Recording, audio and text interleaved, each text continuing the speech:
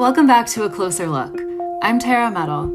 I'm Michael Ricca. So far on our exploration of museum jobs, we've heard from Assistant Archivist Michelle Interrante and Curatorial Assistant Heather Linton. This week, Michael is talking to Nilton Barbosa, our Director of Safety and Security. Nilton, who immigrated to the United States from Cape Verde, has been at the Harvard Art Museums for over 14 years. Nilton's pre-museum background includes teaching and working in security at Boston's Brigham and Women's Hospital. You know, what our security folks do is so important.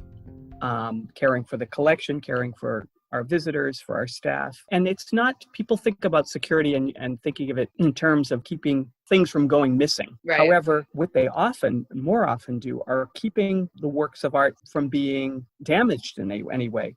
Not that people walk in with that intent, but I think sometimes we have some visitors who don't know it's not okay to touch and the effect that those things can have on works of art. So what they do is so important. Yeah, absolutely.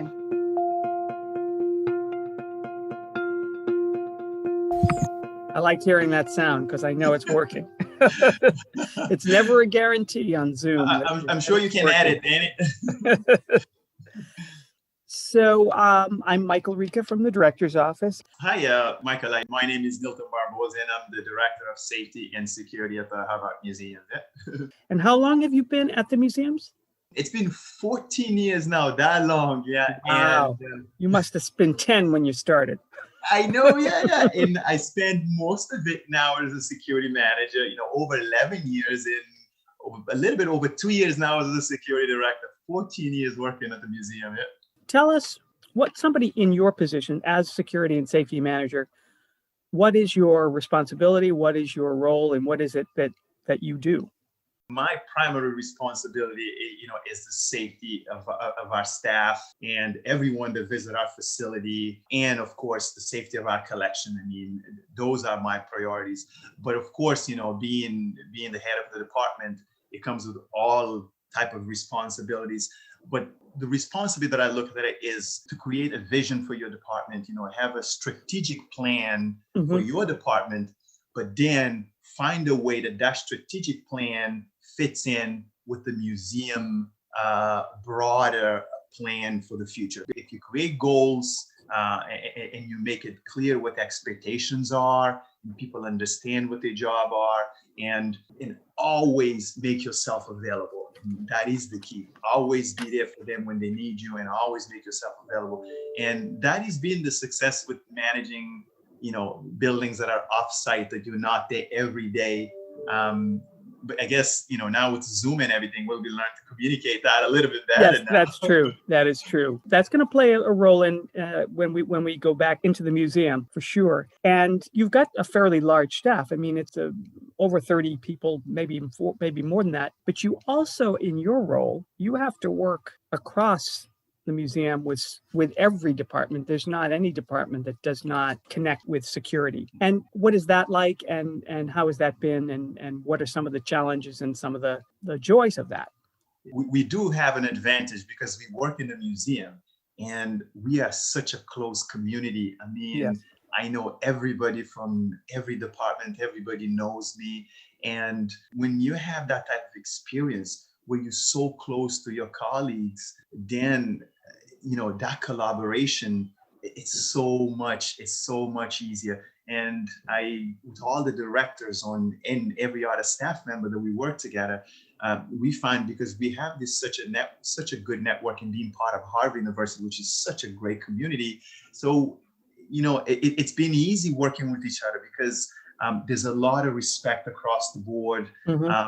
And I don't recall any time that I needed help in your ask, and everybody's always there for you to help. So because we have that community that you might not find at other places, then it's really easy to work with your colleagues and work with other departments and collaborating with them. And being in the security department, you have to, because almost everything is in one way end up being related to you, because no matter what, all the plans that we do, it all ends up with an exhibition in the gallery. And yes. So we have to be there for most departments, and we have to be open, we have to be flexible, we have to be able to help. But like I said, the main thing is the community, is how close we are with each other, how open we are, and how willing to work and help each other. That's what's been our success in the museum outside. We've got you here now. We've had you here for 14 years. How did you get to Harvard? How did you get to the museums? Say a little bit about your background, your history, and sort of what are the steps that you took even just get in the door initially? I started, believe it or not, as a high school teacher. Oh, really? I didn't know that. I had no idea. Yeah. I started as a high school teacher. I used to teach Portuguese. I mean, teaching was a passion of mine, and teaching students was probably, I remember being the most happiest was when I was in a classroom with 30 students in high school students. And from there on, when I was teaching back in West Africa, and when I decided to come to the US, when I came here, when I got here, and it's always when you come from a foreign country, it's always hard to keep the path that you had before you come. And what you realize is once you get here, there's more opportunities. And so then you start looking at other things. When I started, I didn't think I was going to end up as a security director. Right. I knew I wanted to go to school. As soon as I got here, one of the first things I did, and I registered in a community college. It was affordable at the time. I did that. And once I got into the security department, I knew pretty quick that I needed to be in a management position. So, then you start taking trainings, you continue to educate yourself, and you always be ready for when the opportunities show up. Right. And work in big places like the Brigham Women's Hospital, which is being a manager down there. That's huge, yeah. Yeah, with almost over 100 officers and supervisors. So that was a good experience, and I worked there for a couple of years. So, and from there on, when it was Harvard, when that opportunity to come and work at Harvard, that was just a no-brainer. I took it as soon as I saw it. I was like, okay, I'm gonna apply for this one, and it's been a joy. I mean, working in a museum and work for Harvard University has been nothing but a joy. I mean, it's just a great place to work. Not only but we also get the opportunity to also further our education. I mean, that's right. Go to Harvard Extension School, take classes that you want. I mean, that's what it is, and I continue to do it. I mean, even to these days, I still take classes that has nothing to do with security, but just that opportunity to educate yourself on areas that you didn't know before. So it's great that way. Yeah. What are the qualities, attributes, skills that help you do your job that somebody who's interested in doing your job would need to be a successful security manager? It's you have to understand it's a job that you're going to work with people, and right.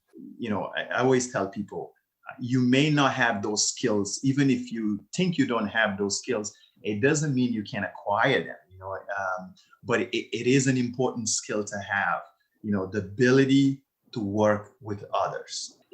As long as you have that understanding, then everything will really fall into place. Education is very important. Experience is very important. And it's also a job that, if you have a background on law enforcement, it does help. Degree in criminal justice would help. But the key aspect is the ability to be an effective leader. I mean, if you can, and again, people always say, but I don't feel, I says, but those are skills that you can acquire. Look, I've acquired some of those skills by talking to other people. Right. I've acquired some of those skills by finding the right book and read the book and applying them. So it's nothing that you can say, even if for someone that says, well, I don't have any security background, but it's just the ability to be a leader and lead a certain group of people effectively. And if you could do that, then you would be successful in this job.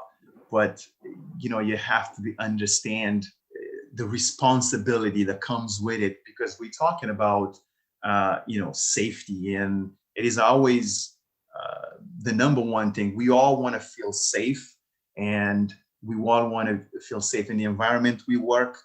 You are dealing with the public, and you were sort of dealing with people outside the organization, but you also have to be able to work with and communicate well with people within the organization. So that requires, those skills.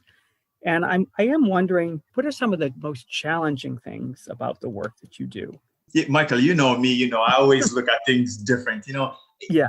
I've always looked at things from a positive way, or with a positive view. Whenever you work for an organization that always puts you in the position to succeed, then successful comes easily. And Harvard's pretty good at that. So when you work in a museum, where it's so easy to succeed because you are in a position where you're working with people that want you to succeed, that you feel that you're never alone. There's always colleagues that you can work with and colleagues that you can approach. So, and like I said, whenever you have that type of setup, then it makes your job easier, and it makes being successful even easier. Yeah. And I want to ask you to tell me about some of your favorite experiences working on the job thus far. I always think about events, Yeah. And, yeah.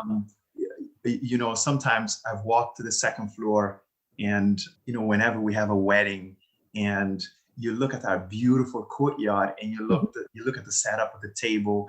And then when, the people walked in to some of our events that we have, and to see the smile and to see the admiration for the place. I mean, we have a beautiful, beautiful complex. And in our courtyard is one of the most beautiful places you'll see. So, I've sunk in some of those moments. But there's other times where I've just walked around the galleries and you stop around a painting that's been around for thousands of years and feel that responsibility, says, wow, I get the chance to see this, and I get the chance to make sure the next generation comes and see it. So see, the museum has that we always have that Zen moment in the museum where you get to stop and look around the collection and look at the history of thousands and thousands of years, and to be there and read it and enjoy the collection. Sometimes it's those moments that I really enjoy about my job, that calmness that we have when we walk on the hallways, or even when the museum is closed and you get the chance to, to be exactly. to be in the room all by yourself with this beautiful collection. So those moments, I've learned to cherish them, and I will cherish them long after I move on to other things in life. I won't forget about those. I feel the same way. What would your advice be for somebody who's looking to work in security, and particularly somebody who's looking for work in security in museums? Yeah. Maybe with an eye again toward management. Yeah. What would your advice to somebody be if they're looking to get into a job like that? Yeah. I always tell people, it is a rewarding career. There's no doubt about it in my mind. It's a rewarding career. I've always looked at security as that responsibility of making sure that when people step on our facilities, they feel like it's a safe place to work. That always been my needle, on how I analyze things. So, but it like I said, it's a very rewarding career. It's like any other job. There's ups and downs that comes with any other job. But the most important thing I think at the end of the day is that you're comfortable where you are and that you enjoy it. And anytime you can say that, then you're halfway there. If you says, I love what I do, and in this case, I love what I do. So, like I said, it's just rewarding. That's what it is. And for anyone that thinking in a career like this, I will tell them they will not regret it. Absolutely not. It shows, and I can tell just in my years of experience working with you. And I'm going to ask you to finish this sentence. You would like my work if. Again, I always say, if you love working around people, then you will love this job. Any other thoughts that you have about the work you do, about your experience at the museums, about your time? Any anecdotes? Any final thoughts you have? It's just sitting here and talking a little bit about you, and we know each other very well. working in a museum is different than, and I find out that because I've worked in so many places, but I've never had that experience of working in a museum because it's simply different.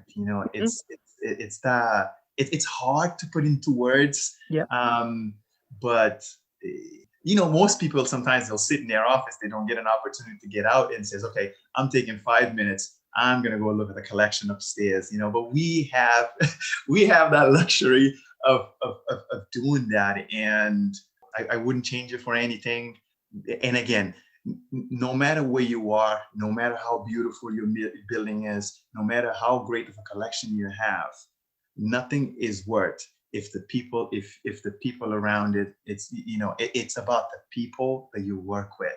At the end of the day, and I learned throughout my career, it is about the person next to you. It's always that way. The colleagues that you laugh in the lunchroom with, the colleagues that you go to meetings together, and the colleagues that you meet after a long Friday.